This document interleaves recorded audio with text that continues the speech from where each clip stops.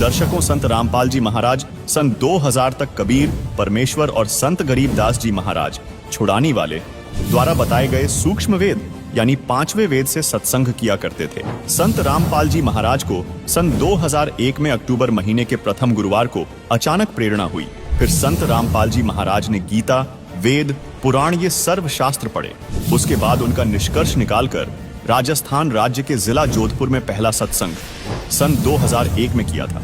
उसका कुछ अंश अब आपको सुनाते हैं, सुनिए वो अनमोल सतगुरु उपदेश।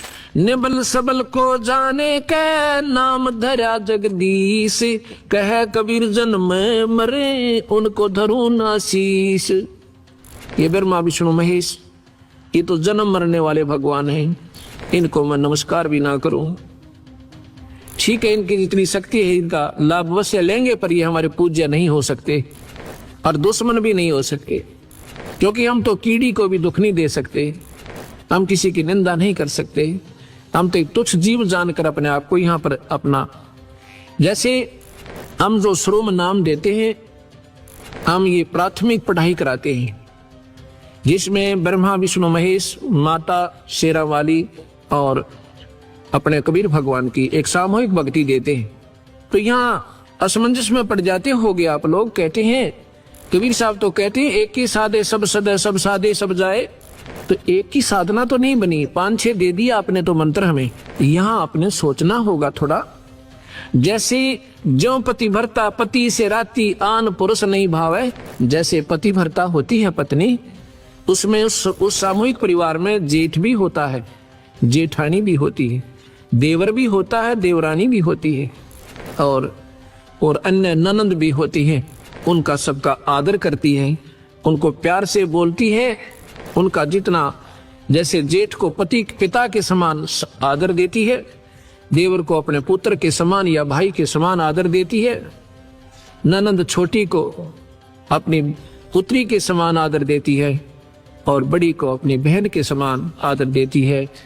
लेकिन जो आदर पति को देती है, जो उसका समर्पण पति में है, उनमें नहीं हो सकता, ना देवर में हो सकता, ना जेठ में हो सकता।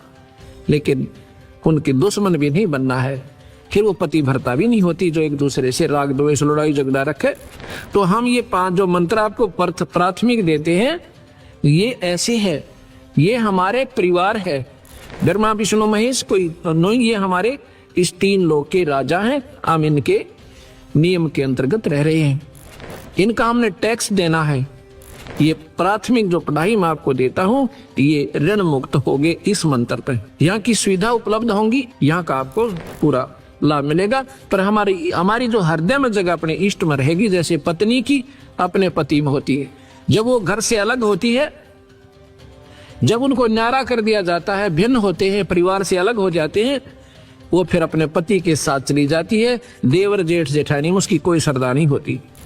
ऐसे हम यहाँ से जब जाएंगे, हमारा ब्रह्मा विष्णु महेश से कोई लगाव नहीं होगा। हम अपने कबीर भगवान के चरणों में ही अपने पति रूप में उसके स्वीकार करके जाएंगे। हम उसकी आत्मा है। वैसे तो सारी आत्माएं ब्रह्मा विष्णु महेश भी उसी की है, पर ये काल के सरदार बन गए, इसलिए अड़ सरदार कोई बन जाओ, वो भगवान से दूर। कोई भी प्रभुता पालो, छोटी मोटी, कोई सरपंच बन जा, आश्रम का महंत बन जा, या प्रधानमंत्री मुख्यमंत्री बन जाए, वो भगवान से दूर हो जाता, उसमें मान बढ़ाई आ जाती है। और यह जीव की सबसे बड़ी दुश्मन है, ये नहीं आनी चाहिए।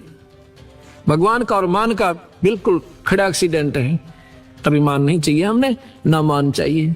हम तो नौकर हैं इस दाता के, आपके सेवक हैं सबके। हमारी ड्यूटी है लादी, हम अपनी ड्यूटी ये कर रहे हैं। आपकी ड्यूटी है बर्तन साफ करने की, दरी बिछाने की। आप भी नौकर हो, हम भी सेवक हैं दाता की। अपने अपने कर्म बांट रखे, अभिमान नहीं चलेगा। अभिमान रावण का नहीं चला, जिसके पास सर्वसंपन्नता थी, तो अभी अभिमान नहीं चला सके। अभिमान नहीं चलेगा, किसी का भी नहीं चलेगा, चाहे यहाँ पर अरबपति है, चाहे करोड़पति, चाहे कितना सिमन करता, चाहे दान करता है। अगर अभिमान कर दिया, वो निष्फल है, उसका किया क्या सब खत्म हो जाता है। आगे बताते हैं, आपकी बात बड़ी करते हैं सतगुरु, क्योंकि नादान लोग नहीं मानते कि कबीर साहब ने पुल बनवाया था। आपकी बात बड़ी कर देते हैं। आपने उनको भगवान क्यों माना? क्योंकि उन्होंने पुल बांध दिया समुद्र पे। तो यहाँ कहते हैं कबीर समुद्र पाट लंका गए, सीता को भरतारे, अगस्त ऋषि उसे पी गया, भाई इनमें कौन करता रे।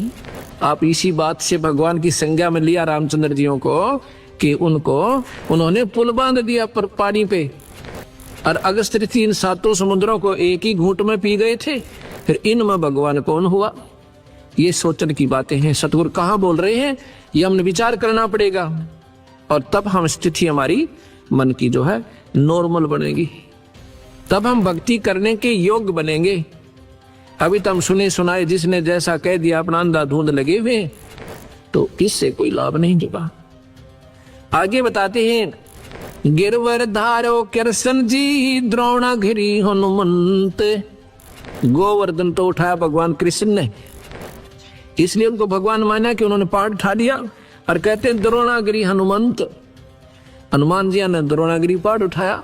और कहते हैं शेष नाग सारी सृष्टि उठा रहा, इनमें कौन भगवंत।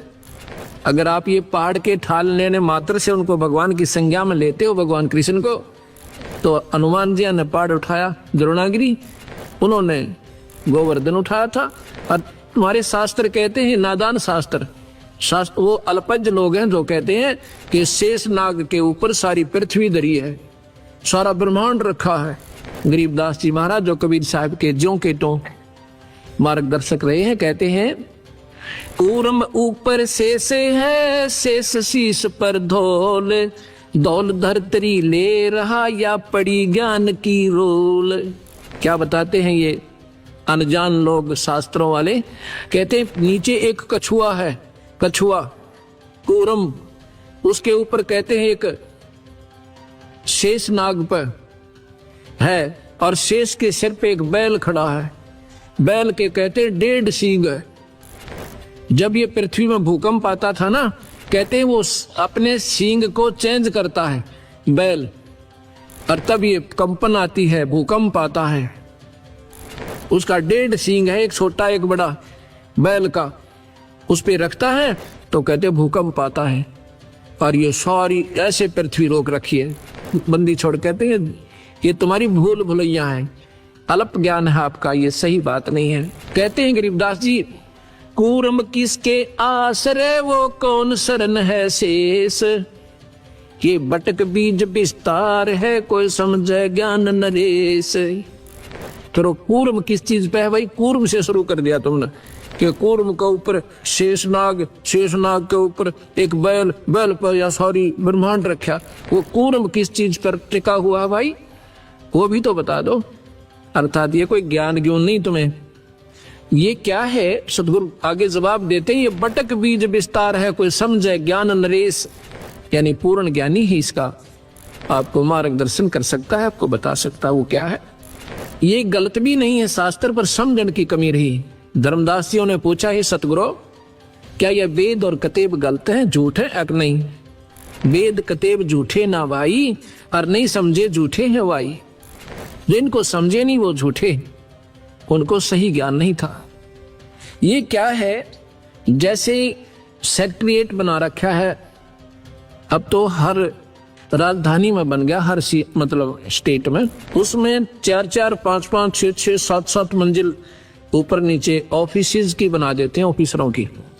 ऐसे उस मंजिल में कोई गांव का व्यक्ति जाता है, उसने कोई कार्य है, उसको कहते हैं ये सेक्रेटरी से दस्तक करवा के लाओ, नीचे जाओ। सेक्रेटरी कहता है ये दस्तक मेरे नीचे जाओ, उससे कराओ, मेरे पीए से।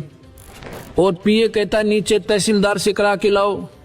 तो वो ऐसे वो नीचे तहसीलदार है, ऊपर सेक्रेटरी का पीए बैठा है, फिर ऊपर सेक्रेटरी है, फिर सीएम बैठा है। गांव वाले पूछते हैं भाई कैसे है वहां पर अधिकारी लोग, वो बताता है, कहते हैं तहसीलदार के सिर पे पीए बैठा है, पीए के सिर पे जो है मंत्री, उसका सीएम बैठा है, तो सेक्रेटरी बैठा है, सेक्रेटरी के ऊपर कहते हैं सिर पे सीएम बैठा है। अब वो समझाने वाला अनजान था, वो तो अपने हिसाब से सही बता रहा था, पर समझ नहीं चूक करके उन्होंने बता दिया कि एक दूसरे के सिर पे बैठे हैं भाई। वो सिर पे नहीं, बीच में और पार्टी सन थी जिसका सपोर्ट नहीं आ रहा था। ऐसे ही ये लोग जैसे बीच में या गुरुत्वाकर्षण कहो इसको, प्रानंदनी शक्ति कहा सतगुरु ने। इसकी शक्ति के आधार से ये न्यारे न्यारे पार्टीशंस हैं और अपने अपने स्थान पर ये टिके हुए हैं, ये ईश्वरीय शक्ति से रुके हुए हैं। यहाँ कहते हैं इनको कोई जानकारी समझे, बटक बीज विस्तार है कोई समझो ज्ञान नरेश। एक वट वृक्ष होता है, वहां जड़ से चलती है, लंबा टाला पहुंच जाता है, मानो 100 फुट लंबा, 50 फुट लंबा, वो वहां टहनियां भी नीचे को आ जाती है। वो कहिए कहाँ पे रुका हुआ है? ये रोकने वाली एक मूल और है पेड़ जो जिसको सबको रोके हुए है। ऐसे ये शक्ति सतगुरु की ये सारे ब्रह्मांडों को रोके हुए है। ये कबीर भगवान की शक्ति है जो सबको रोके हुए।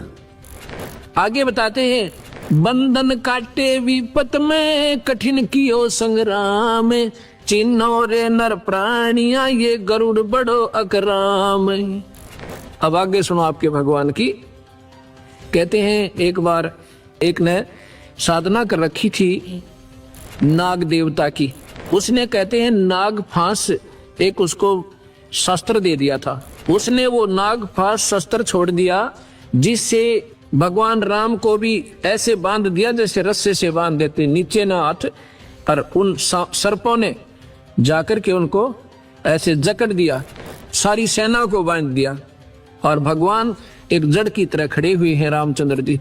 तो फिर कहते हैं गरुड़ जी से पुकार करी, भगवान नाम न छुटवाइए, हमारी रक्षा करो गुरुदेव। जब गरुड़ ने जाकर वो नाग जो है ना खाए, वो बंधन काटे, जब राम मुक्त हुए, अब बंदी छोड़। कहते हैं चीनो रे नर प्राणिया, यो गरुड़ बड़ा राम, ये भगवान राम बड़ा हुआ कि ये गरुड़ जी बड़े हो गए। उससे ये भगवान है पर ये पूर्ण नहीं है, ये 3 लोक के ईश्वर हैं। और ये जो कथाएं हैं भाई, ये काल के अधीन है। ये काल भगवान है यहाँ का, सारी सृष्टि का 21 ब्रह्मांड का उसके पास रिमोट कंट्रोल है और वही सबको नचा रहा है, वही कर्म करवाता है, वही जीव को फिर इसमें कर्मों में ही बांध कर और नचाता है। अब आप देखिएगा, एक समय की बात है, भगवान रामचंद्र जियों की पत्नी को रावण ने उठा लिया था और भगवान को मालूम नहीं कि उसकी पत्नी ने कौन उठा ले गया। ये मत समझना भक्तजनों कि मैं भगवान राम का या कृष्ण का एक द्रोही हूं या उनकी निंदा करता हूं। ये सच्चाई के आधार पर आपको तुलनात्मक बताना पड़ रहा है, इसलिए मैंने जिक्र करना पड़ रहा है, क्योंकि ये श्रेष्ठ ज्ञान भी हमारे समाज में नहीं आया। 3 लोग का भी अगर सही मार्गदर्शन हो जाए तो कबीर साहब की भक्ति 2 मिनट में सारे संसार का समझ में आ जाए। इसलिए हमने ये 0 से शुरू करनी पड़ रही है। इसलिए थोड़ा सा नए व्यक्तियों को ऐसा लगेगा कि महाराज जी शायद भगवानों के निंदक हैं, बिल्कुल नहीं। ज्यों की तो जो कह दी जा वह निंदा नहीं होती, उनके बारे में झूठ कपट मिलाना वो निंदा कहलाती है।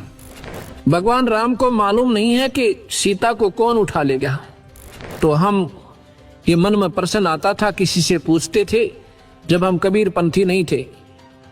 मैं तो सन 1988 में ये नाम लिया और सन 1993 के लास्ट में, यानी लगभग 9वें महीने में, सितंबर में, गुरुदेव ने ऐसे तुरंत बुलाकर, 110-12 साल की आयु थी मेरे गुरुदेव की उस समय, और मैं तो अपना नौकरी करता था, बुला करके मुझे कहा कि आज के बाद तू नाम देगा।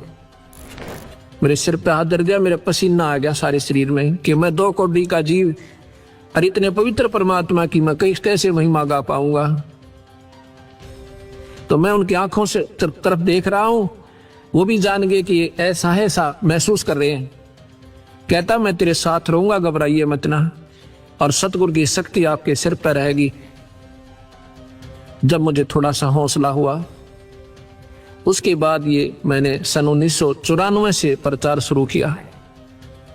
उसके 94, 95, 96, 97, 98, 99, 2000, अब 2001 हो गया। अब ये 7-7.5 वर्ष में 1.5 लाख नई कबीरपंथी संगत हरियाणा जैसे राज्य में, 1.5 लाख 7 वर्ष में। क्योंकि आज कोई नादान नहीं है दुनिया, सब समझते हैं 2 रोटी खाते हैं और शास्त्र सबके पास उपलब्ध। इनको पढ़ के देखो, ये मत समझना कि मैं शास्त्रों का बोझ मिरता हूं, इनको उठाए फिरता हूं, नहीं। ये तो आपके लिए कोई आकर खस्से और कहे जी आप झूठ बोल रहे हैं, ये शास्त्र उठा के दूंगा, ये पढ़ ले वीरा, मेरे से पीछे बात करना, ये आपके शास्त्र हैं। एक अंधा था, वो लालटेन लिए फिरे, अंधेरे में लालटेन ले रखी उसने हाथ में। बच्चे आ जाते हैं कि बाबा, वो कहता भाई देखना देखना मुझे दिखाई नहीं दे रहा है। वो बच्चे कहते हैं बाबा तू लालटेन किस लिए ले रहा जब तूने दिखता ही नहीं। कहता है आप आंखों वालों के लिए कहीं मेरे में टक्कर ना मार दो तुम। ये लालटेन इसलिए ले रखा है तुम आंखों वालों के लिए कहीं मेरे में टक्कर ना आ मारो। ये लालटेन रखी है मैंने, कोई मेरे से ना खसे, इनको पढ़ो अपनी चांदना हो जाएगा अपने आप ही। तो प्रसंग जो चल रहा था, भगवान राम जो है हाहाकार मचा रहे हैं, पक्षियों से पशुओं से पूछ रहे हैं मेरी सीता देखी, मेरी सीता देखी है। तो हम क्या करते थे, किसी से पूछते थे कि भगवान होकर के ये क्यों रो रहे थे, और क्या उनको मालूम नहीं था कि सीता कहाँ गई। फिर भगवान कैसे, मन में क्या नहीं करते कैसे थे, क्योंकि हम डरते थे कहीं पाप ना लग जाए। लेकिन शंका आती थी कि ऐसे कैसे, क्या भगवान को तो मालूम तो होगा।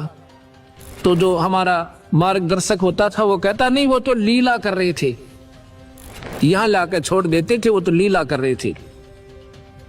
हम स्वीकार कर लेते थे कि लीला कर रहे थे, किस लिए कि 33 करोड़ देवता रावण ने बंद कर रखे थे अपनी कैद में। जिन देवताओं की आप पूजा करते हैं उनको तो रावण ने बांध के कैद में डाल रखा था, और इन ऐसाओं की तुम पूजा करते हो। भक्तजनों, ये बहन बेटियां भाई, क्योंकि हमारी पूजा ही ढंग की नहीं है तो हम पाएंगे क्या। नास्तिक होता जा रहा समाज, भगवान का गुण मिलता नहीं क्योंकि हमारी वे ऑफ वर्शिप ठीक नहीं है, हमारी पूजा की विधि ठीक नहीं है। अब अब सतगुरु के ज्ञान की रोशनी में अब हमें दिखाई देने लगा सही कि वो लीला नहीं कर रहे थे, उनको ज्ञान ही नहीं था। लीला किस लिए करते थे कि 33 करोड़ देवता उसने छुटवाने थे भगवान ने। ये तो मान लेते भी लीला कर दी, सीता उठा ली, माता को उठाया, फिर लीला की आवश्यकता कहाँ रहेगी। बहाना बन गया था, जाते गर्दन दबोच देता जाकर के। अगर बहाना ही बनाना था तो इतना बहुत था। फिर सीता कौन है, जैसे किसी की भैंस गुम हो जा या बकरी गुम हो जा, उसको ढूंढने कोई पूर्व दिशा में, कोई उत्तर दिशा में, कोई दक्षिण दिशा में, और किसी ने पा जा, कोई मुझे वहां मिल गई। ऐसे हीट एंड ट्रायल मेथड से सीता ढूंढी गई। हनुमान जी छलांग लगा के समुद्र पार कर गए, वहां सीता को ढूंढा और खोज के जब राम जी को बताया। ये लीला नहीं थी, ये तो मजबूरी थी, उन्हें ज्ञान ही नहीं था। इतना समय नहीं लगाते लीला में, पत्नी को तो और उठा ले जा, वहां लीला करता रहे पीछे से भगवान या कोई भी पति। वो भगवान ऐसा है थे क्योंकि इस काल के हाथ में रिमोट कंट्रोल है। जो 1000 भुजा का भगवान है, ये ब्रह्मा विष्णु महेश केवल 4 भुजा के ही, और कबीर साहब असंख्य भुजा के, बिना गिनती के। 4 भुजा का प्रतीक समझो, 4 हॉर्स पावर। ये 4 हॉर्स पावर के समझो। इनकी माता है वो 8 हॉर्स पावर की है, उसकी 8 भुजा है। इनके पिता हैं 1000 हॉर्स पावर के, समझ लो। एक कंपेरेटिव एग्जाम देता हूँ आपको, एग्जाम्पल देता हूँ। और कबीर साहब पावर हाउस समझो, वो थर्मल प्लांट जहाँ से बिजली मैन्युफैक्चर होती है, बनती है। असंख्य भुजा है उस मालिक के, जहाँ से सारी शक्तियां बाहर आती है। दर्शकों, संत रामपाल जी महाराज के इस अनमोल उपदेश के अंश मात्र से हिंदू धर्म में श्रेष्ठ माने जाने वाले देवताओं की सामर्थ्य शक्ति की जानकारी प्राप्त हुई कि ये कितने समर्थ है, जबकि कबीर परमेश्वर सर्वशक्तिमान है।